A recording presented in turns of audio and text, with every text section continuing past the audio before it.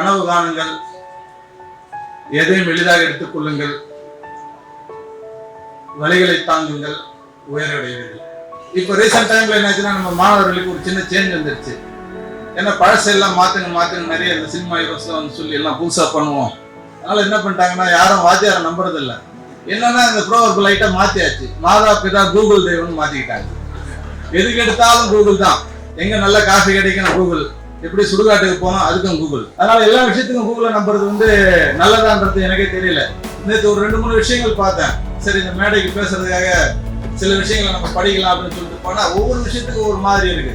இந்த சங்க இலக்கியங்கள் பத்தி கொஞ்சம் தெரிஞ்சுட்டு வருவோம் அப்படின்ட்டு 50 காப்பியம், 11 மேல் கணக்கு, 11 கீழ் கணக்கு, 10 பாட்டு, 8 தொகை இதெல்லாம் பார்த்தா ஒரு சைட்ல 11 கீழ் கணக்குக்கு வந்து 19 புக்கு கொடுத்துருக்காங்க, இன்னொரு சைட்ல 11 புக்கு கொடுத்துருக்காங்க. இதெல்லாம் நம்ம ரெஃபர் பண்ணா என்ன ஆகுன்றது நீங்க தான் முடிவு பண்ணணும். அப்புறம் இந்த கனவு காணுங்கள்ன்ற விஷயத்துக்கு வருவோம். ஏன்னா கனவு காணுங்கள்னு சொல்லி தந்தே நம்ம ஐயா தான் இல்லையா? அதுக்கு முன்ன கனவுனா வேற மாதிரி இருந்துச்சு.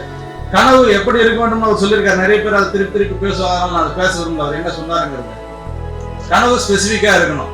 நம்ம ஆட்களை கனவு காண சொன்னா ஒருத்தரை கேட்டேன், கனவு என்னப்பா கண்ட? சரி சொல்லுப்பா, என் கையில எப்பயும் சில்லறை நிறைய இருக்கணும், காசு நிறைய இருக்கணும், என்னை சுற்றி ஒரே பொண்ணுங்களா இருக்கணும். ரைட் அப்படின்ட்டாரு கடவுள். லேடிஸ் பஸ்ல கண்டக்டர் ஆயிட்டான். சுத்திலும் பொண்ணு இருக்கிறாங்க, கை நிறைய காசு இருக்கு. இன்னொருத்தன் விதவிதமா சாப்பாடு வேணும், பல வீட்டு சாப்பாடு வேணும், பிச்சைக்காரன் ஆயிட்டான்.